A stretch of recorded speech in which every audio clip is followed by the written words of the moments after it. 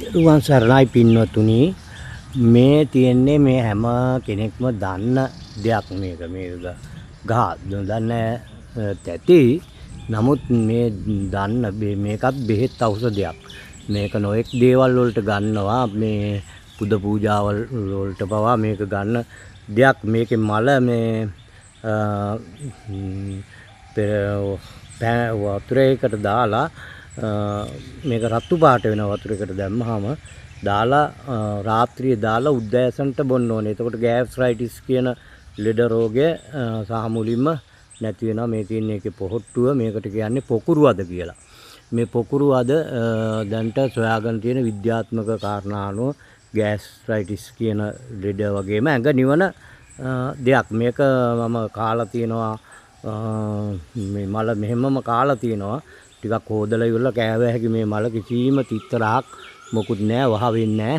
හොඳ බෙහෙත් ඖෂධයක්. මේකට කියන්නේ පොකුරු අද. ඕගොල්ලන්ගේ වත්තේත් මේ වගේ දෙයක් පැල කරගන්න බුදු පුදේට පවා ගෙනියන්න පුළුවන්. ඒ වගේම මේ බෙහෙත් ඖෂධයක්. මේක ලස්සනටත් වවන්න පුළුවන් බෙහෙත් ඖෂධයක්. මේවා වැව්වට කිසිම අගුණයක් වෙන්නේ නැහැ. ගේ ඉස්සරහා අපේ නිවස ඉදිරියේ අපේ අසපුව ඉදිරියේ නිවසේ තියෙන්නේ මේ ගහ මගේ ස්ථානයේ තියෙන මල් ඇදිලා නැති නිසා මම ඒක දැම්මේ නැහැ. මේකේ මල් හොඳට තියෙනවා. මේ තියෙන්නේ මල්. මගේ මෑණියෝ තමයි මේවා මේ අම්මා තමයි මේවා හිටවන්නේ. ඉතින් අනිත් එක බෙහෙත් වර්ග මම අම්මට ගෙනත් දීලා මේ වත්තේ ගොඩක් බෙහෙත් ಜಾති තියෙනවා. කැලුම් මිදුම් වලට ගන්න ඒවා පවා තියෙනවා. ඉතින් මම එක දෙයක් තමයි මේ දැම්මේ. මේක කාටත් ෂෙයා කරන්න, කමෙන්ට් කරන්න, ලයික් එකක් දාන්න.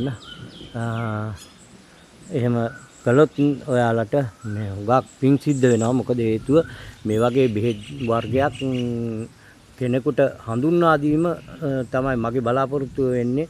මේ බෙහෙත් හඳුන්වලා දීලා මේ දේශීය වේදකම නිකන් පයින් ගහලා වගේ මේ රත්තරන් වගේ තියෙන මේ අපිට ආවේනික වේදකමක්. ඒ වෙදකම මේ දැන් ගාදුරට ඔබ හැම දෙනාගේම හිත වලින් තුරන් වෙලා තියෙන්නේ. මේ මොකද අර පෙත්තක් බිව්වාම එකපාරටම සුව වෙනවා වගේ නෙමේ. මේක බිව්වොත් නිට්ටාවටම සුව වෙනවා.